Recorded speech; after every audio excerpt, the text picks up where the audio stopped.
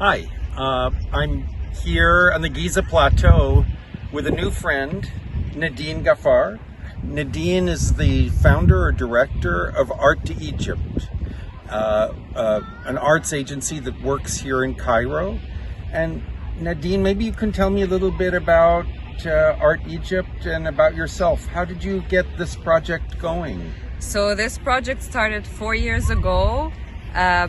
We decided to merge contemporary art with historical spaces. We have beautiful historical spaces in Egypt, and we decided to showcase different pages of Egyptian history through the lens of contemporary artists.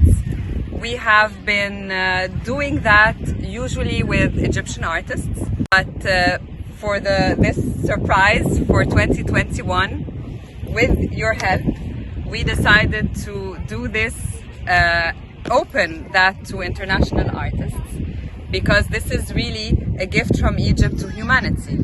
So the pyramids, the 5,000-year-old pyramids are here, and this is a landscape for contemporary artists from around the world to come and dialogue with these amazing monuments. We're here on the Giza Plateau today for a very particular reason.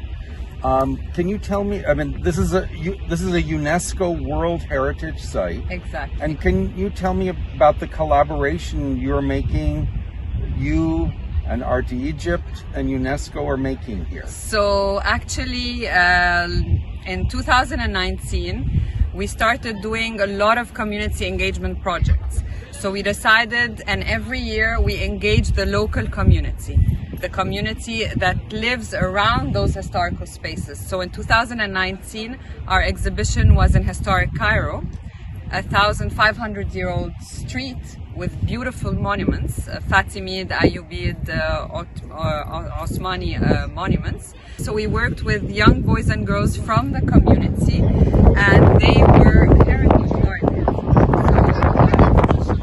So those young boys and girls took workshops on how to preserve their own heritage, because part of Art d'Egypte's mission is also to rehabilitate some of these sites, to upgrade them a little bit, and to engage the local community. So we work on the tangible heritage and the intangible through the people living around.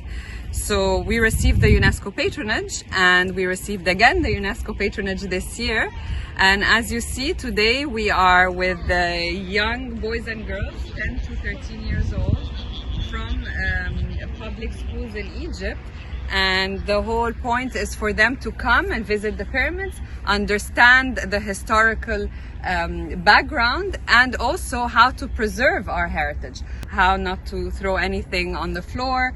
And I mean, it's actually a lot of people and tourists don't really take care of the sites, so we have to be careful with that. And there are about 60 children here. Exactly. I've spoken with a few of them. I met their English professor, and he was introducing me to some of the kids.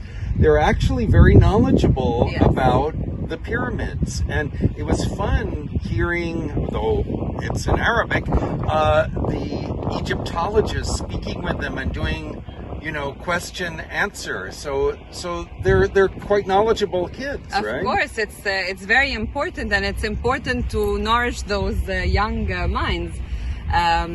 So last year, with the UNESCO patronage that we had, we also had a lot of these heritage guardians that did presentations. They were the ones that were presenting to the ministers everything around the historical facts. And it's important because they live in around these spaces, so they are the future. So it's important to start from an early age. Adam actually became a sculptor at the age of 8 years old when he had projects at the Egyptian Museum at Tahrir. And this is how he was the first artist I invited to our exhibition Eternal Light at the Egyptian Museum. And for him, it was a dream come true. He told me, over 80 years old, I was here when I was 8. I would have never imagined my art to be there next to my ancestors.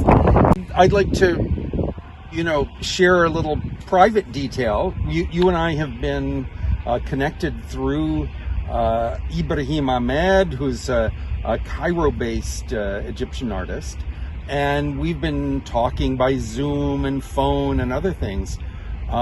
This week is the first time we've met in person, and meeting here on the Giza Plateau is exciting.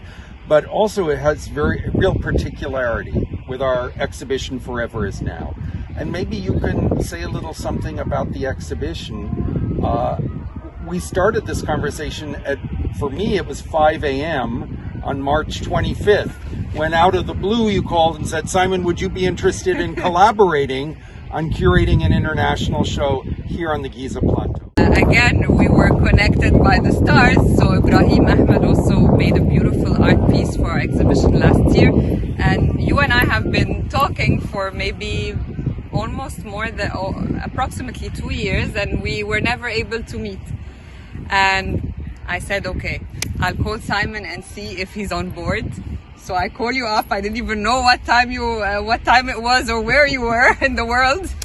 And yes, you got as excited as we are about this amazing historical exhibition, because it is a historical exhibition. It's the first time in 4,500 years to have an international contemporary art exhibition at the Giza Plateau. So just that is historical. And with your help and collaboration, we have been brainstorming on the curatorial statement, and it saw the light.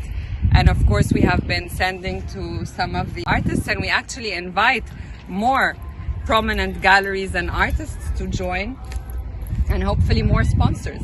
I think it's the most talked about monument in the world, and guys, this is a token of hope to humanity. This survived pandemics, wars, everything, and it's still there and will be there for eternity, in my opinion. So it is really a token of hope to humanity, and we have to share this with the world.